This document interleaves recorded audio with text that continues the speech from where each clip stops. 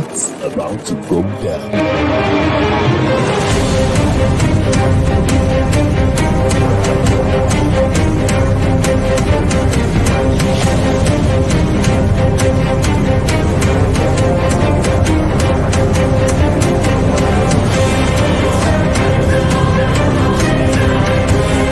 It's lovely pass, and there he turns cleverly. Can he find a finish? Oh, he can! Some skill by Joshua, and a return right hand. Good counter right. Bullen is hurt. Second right hand. That clipped him as well. Now he goes in for the kill. Well, Ricciardo is inching into the lead, and Ricciardo that win the Italian Grand Prix! Iguodala running the floor.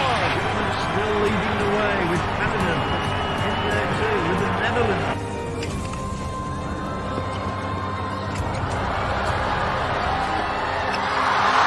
And Musa makes it 4 goals in 2 World Cup matches. The Monaco Grand Prix! Ricciardo triumphant in Monza. Through Bowden Barrett and an early touch and an excellent. Sports Orbit. We make the world go round.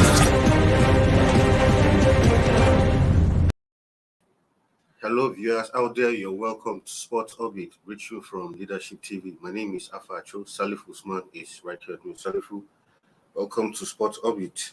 Thank you, Afacho. It's a pleasure. Right straight will begin from the LMC, where the league management company has started moves to resolve issues bordering on its legality and right to continue to oversee the NPFL. Recall that yesterday we discussed I learned about the NPFL, but from the stance the LMC is taking, they are sort of digging their heels, saying, look, whatever it is, we still maintain our position. But I say, what these people, the mistake they are making is, it was a court ruling. But here the LMC are saying that matter was taken to the court by an aggrieved party. Fine. If an aggrieved party takes a matter to the court, but there's a valid court judgment, will you now say because that judgment was taken to someone who was sidelined, so to speak, then because of that you will not stand by the ruling or follow what the ruling said? Because for this long statement I read here, as long as I'm concerned, the LMC are talking, if I'm going to put it, nonsense, in my opinion.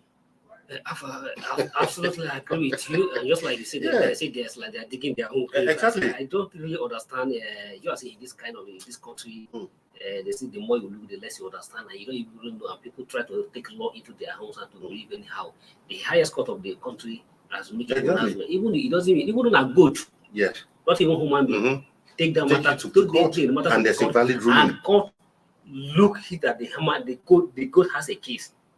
Rule value, and they take a stand on the issues, and you said no because it was taken by a private body who is a stakeholders in the league, and they said that you will not be abide by the decision. That also what is even sound ridiculous in the statement is that the LMC is always pride themselves as a private owned company. Yeah. Because there's a court ruling that has now said no, we are not a private company. But you're registered with the CAC. And you are registered with the CAC, and you have a private certificate. Yeah, exactly. But now, because the court ruling and say no, they are not a private. They are not a private company. That Nigerian Football League have a large shock of shares in the NFF and can veto and take a decision on them. I really don't understand why some certain clique of people want to do the whole country to ransom. That's what it is. So if you have an issues with the court ruling, and it's not even a court, it's not even a judgment to be appealed. Yeah. It's a decision taken by the Supreme Court. So what are you talking? Well, I don't think it's really something to label. Yes, exactly, because the LMC are making it look like a conspiracy between the ministry, something the ministry and in their usual attitudes of always feeling that they are not subjected to the law of the land. If you look at that, they say they are being backed by football law and being backed by FIFA. So it's FIFA that will regulate the Nigerian league and telling us what is obtainable in our own country.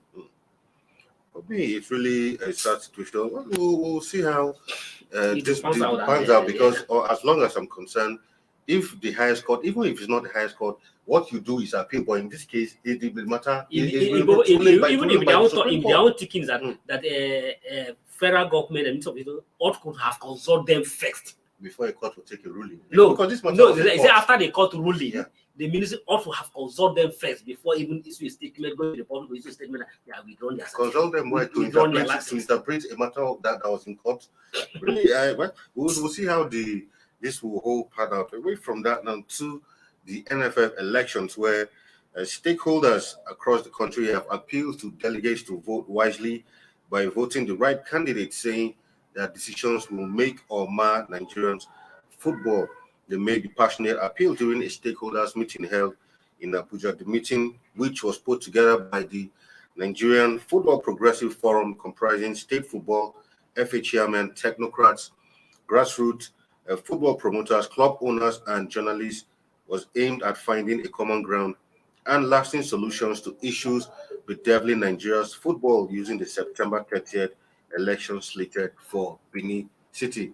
I mean, like they say, you don't need to tell a blind man that it's raining.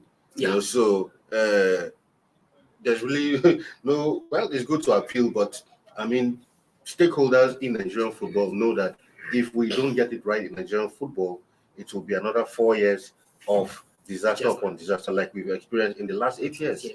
You know what everybody's appealing, everybody's appealing to the delegate, who are in this case the FA chairman, the state FA chairman, 37 of them, and other individual body, other individual organizations, about 7 of them who make up the voting power, 44 delegates that take the decisions. What everybody, including you and including me here, what we are just appealing to that is that they should charge their consent. Because their decisions, just like they stated there, their decisions will make or mar this country. They shouldn't. What we're asking them is it everybody have his own interest. We know that they have their personal interests and their individual interests they want to go represent. But we're asking them for this for once in their lifetime. We are just making an appeal, a passionate appeal, and that's what everybody's making. That yes, by virtues of the statutes, the power has been vested on them to select who will be running the football in the next 4 years. And we are asking them that they should use that power judiciously. They should, yes, they have their interests, but they should put their personal interests aside or let the overall interest of the country supersede their decisions. They should know what will favor the country. We know how anything election in this country, we know how it always plays out. Yes, we know either you like it or not, it will definitely happen. The money is going to play a role. But we're asking that their decisions will not be influenced by financial decisions. It's not be influenced by what is money. They should allow money to influence their decision, but they should look what is best for this country.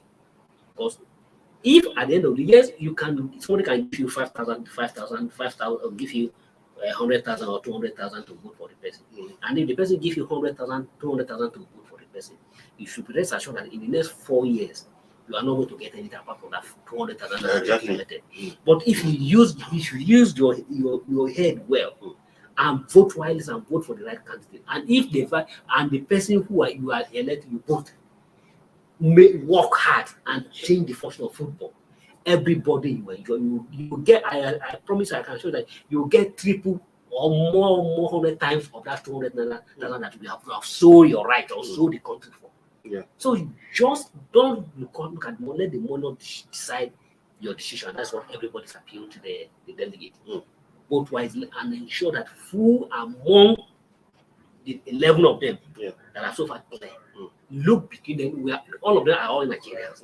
They are in this country. You know their antecedents, you know what they have done in the past, and you know their individual characters. But look who is among them, who is genuinely mean well. Exactly. I mean, only if our appeal will actually resonate with these people, like you said, even in just like in the political scene, money is always a big factor. So it's always very difficult for people to turn down money inducement and stay the cause and vote for their choice and for their conscience. But like you're saying, at the end of the day, you could take this money no matter how much it is, and at the end of the day, our football will suffer. And we'll keep going in cycles all over again. You suffer. Your children will suffer. Who may have interest in football. Exactly. So everybody will suffer. So definitely, just don't allow your decision to be influenced by money. Just take the right decision that you feel is best good for this country. Away from that now to some foreign news where Chelsea vice captain, that's Jorginho, said the players are responsible for the departure of sacked coach Thomas Tuchel last week. Of course, he was relieved of his duties last Wednesday, a day after his team suffered a short 1-0 defeat away to Dynamo Zagreb in their opening game of the season champions league. And in his place, Graham Potter has been appointed as new manager. And Jorginho said the squad was shocked by Tuchel's sacking, but added the squad must take part of the play. He said, of course, we had a great time with Thomas and appreciate what he does for us, the fans, and everyone. Jorginho said, he said it was a surprise for everyone what has been said between the players who stay there. Sorry, he said, of course, we are a team. It is not one person responsible for what happened.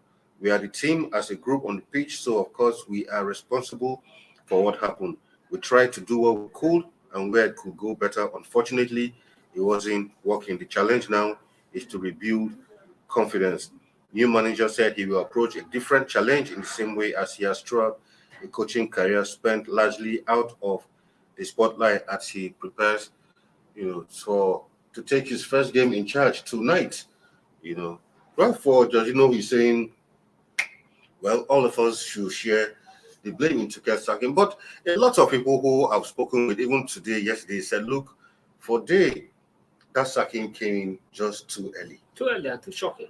Because, the season is just beginning. You lost a match so far in the Champions League.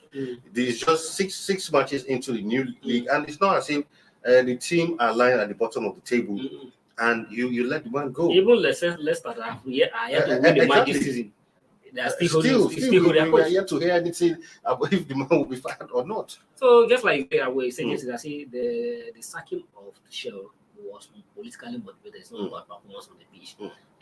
Even Jorginho coming out I think Jorginho is coming out from the background of believing that the sacking was because of result performance. And if a team, they play as a team, and just like the way they lost to the Dynamo Zagreb, if it was that because the sack the coach, he feel that all of them should also be sacked because all of them played the match, and it's not the one-man show. It is a team collectively. Absolutely. But Tuchel has to pay for it if it is. But everybody have seen that it is not because of the result of the match. Tuchel was sacked purely for politics. I agree with you. Away from that now to some news about, of course, Nigerian striker Omar Sadiq. He's set to undergo surgery on his right knee. That's tomorrow, Thursday. Of course, he sustained an injury in the 2-1 defeat to Getafe on Sunday night and was diagnosed with a ruptured anterior cruciate ligament on Monday. And so far, from what we're hearing, he may likely miss the remainder of the current campaign. After suffering a rupture of his anterior cruciate ligament in his right knee, he will undergo surgery. That's tomorrow, like we said. Of course, we all know that he linked up just this season from Almeria to Real Sociedad. We only hope that the surgery goes well as planned, and that will now be a major step for him to start the long journey to recuperating and getting back to full fitness. Yeah, the only thing you can assure him we are with him in prayer and wish him quick recovery.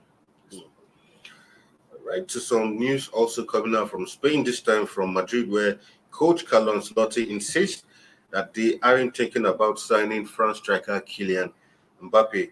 Recall that Mbappe rejected Real over the summer to commit to a new deal with PSG till 2025. However, reports coming out of France suggest that the third year of the agreement is only an option. When asked about reports, Ancelotti said, we have a great squad with young people, with Benzema. What Vinicius and Rodrigo are doing excite us, and right now we don't think about anyone else. We have no doubts, and we don't think about changing players either, he said in that. Well, from what he's saying, absolutely we don't need him anymore. Absolutely correct. Yes, because if you look at what Vinicius has exactly. I don't even think Mbappe will bench that or put that guy on the bench. If you look at their performance and so on, and a team that have also in Champions League, won the Champions League and also won the league, and also won the league. So what without Mbappe, I don't think he has a complete team. Very complete There's team. no even need to cry. So sometimes journalists are always good at asking any questions. So that question is really arise. At all. All right, now to some Premier League news where matches between United versus Leeds, Chelsea versus Liverpool have been also postponed due to policing issues surrounding the funeral of the late British monarch. But 7 other Premier League fixtures will go ahead this weekend. Of course, nice for some games, but due to the heavy security presence needed for, around, they had actually complained that, there are shortage of police to police those stadiums. So it was only wise for them to postpone those matches. And I think it's quite an understandable excuse. Yeah, understandable, but Queen Elizabeth deserves all he's gotten. But he has taken much. He has taken much from the things of football. No, but in this case, what they're saying, even as now much has also been postponed. No, but in this case, what they're saying, I mean, don't forget that a lot of head of states are coming to the country, high-risk persons, and they need all of their police forces to be, for protection. So, and they're saying, well, we don't have enough police to police for this game, so excuse us, let's postpone these games, and after this funeral, we'll go back to business as usual when it comes to the Premier League. But I think the debate is taking place in London.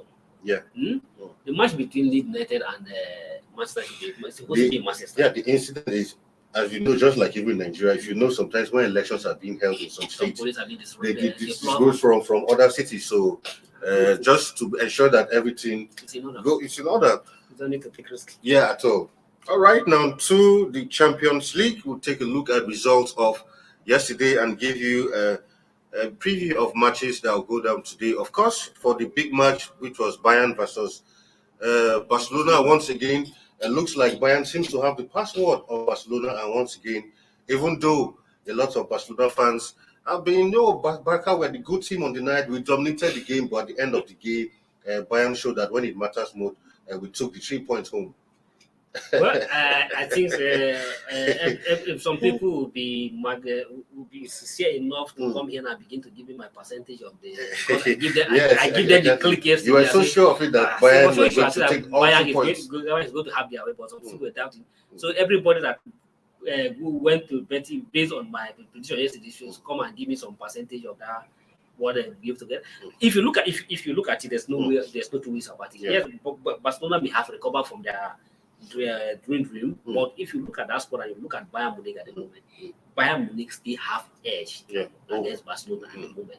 Are you talking of the manager? Xavi is a good manager. Talking of the managerial skill, what are you talking about in what department? Despite Lewandowski moving from Bayern to Barcelona, and he was kept very quiet in the place of Lewandowski, Bayern Munich has been able to fill that gap immediately. Exactly. So Bayern Munich has not shown any sign of they are missing Lewandowski. But for Barcelona, they have been playing some matches good this season, but they are literally yet to coach well. Since the exit of Messi and the top staff from Barcelona, Barcelona are yet to be who they are. So if you take Barcelona to begin to compete with the big teams, sometimes it takes them some time to begin to find to compete with the big team well. All right, we'll take a look at fixtures for today. Of course, the big one is Man City versus Dortmund. A return back Erling Haaland will be facing his former team Dortmund at the Etihad tonight, while Juventus will be at home to Benfica. For PSG, they travel to Israel to face Maccabi Haifa, while FC Copenhagen of Denmark will welcome FC Sevilla of Spain. RB Leipzig will take the trip also to the Bernabeu to face champions Madrid, as Chelsea Potter will be his first test against Red Bull Salzburg at the Stamford Bridge. While for Shakhtar, it will be they'll be at home against Celtic, while Milan will host Dynamo Zagreb. And the other game will see Frankfurt, the Europa League champions, travel to France to confront Marseille in that one. So quickly rundown of this match. Interesting pairing, but I want the Milan coach should be mindful of the visiting the Zagreb. They just have sacked their coach. So I think the man coach should be mindful and shouldn't be the next victim of the coach that will be removed because of that number. But for the match against City, Dortmund, that is the match to watch. Interesting. I think that match will have more traffic than any other match. Definitely. Everybody want to put on that match. But I feel for Dortmund that they are going to be the victim of their own star. I see Halas dominating this match and we're going to deal with his own former form. Don't you think, since he's a player who spent quite a good number of years, they should have one or two people in their defense who should be able to contain him? Because because same thing happened to Lewandowski coming against his former team, and I feel he was completely silenced. Yes, but it will be very difficult for Dortmund to silence Haaland if Haaland if the way he has played this season. Although it's not out for play to say that they have his key number. For a team that you've played for so well, exactly. They have his key number, but definitely I see Haaland signing in this match. But you may feel that since his former team, there's nothing to have a mess on the former team. All he may not celebrate the goal he will score, but I see him scoring the goal against the former team.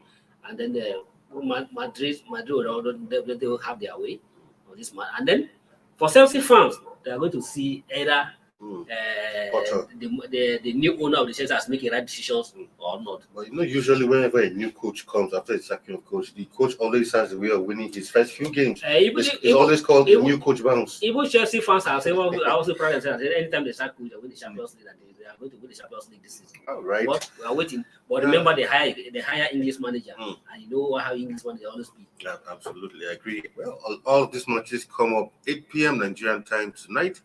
Keep an eye on them and give you complete results. I think Milan and ST is early kickoff. Early kickoff actually. 5:45 p.m. in that one.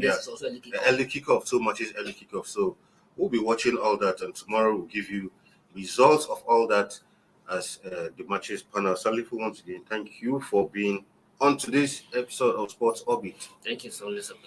Right, tomorrow is another day. We'll be back here, God willing, to give you yet another fresh and exciting episode of Sports Orbit. Until then, stay safe out there. My name is Afa Cho, and it's bye for now. Thank you for watching. For sponsorship and advert placements, please contact 080-3688-6158.